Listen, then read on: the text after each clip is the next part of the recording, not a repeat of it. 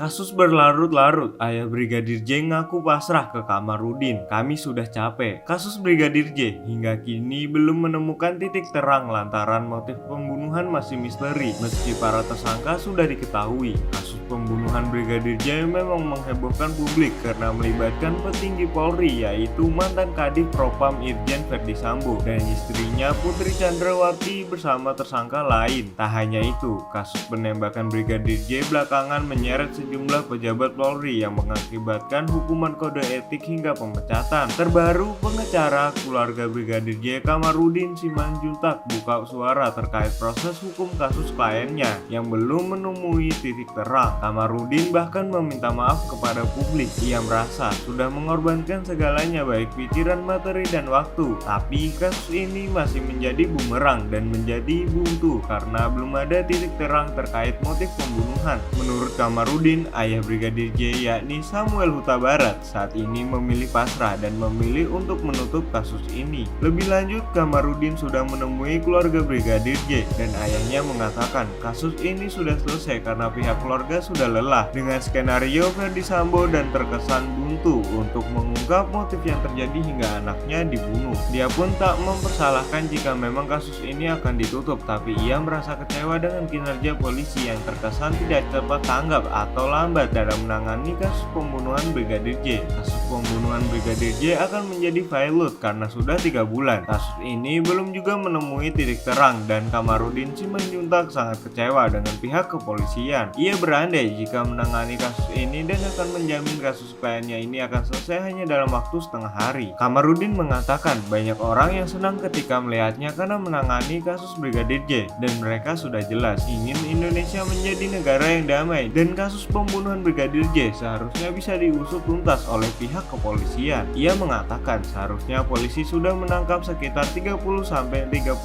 tersangka, tapi sampai 3 bulan polisi hanya mampu menangkap 5-7 tersangka.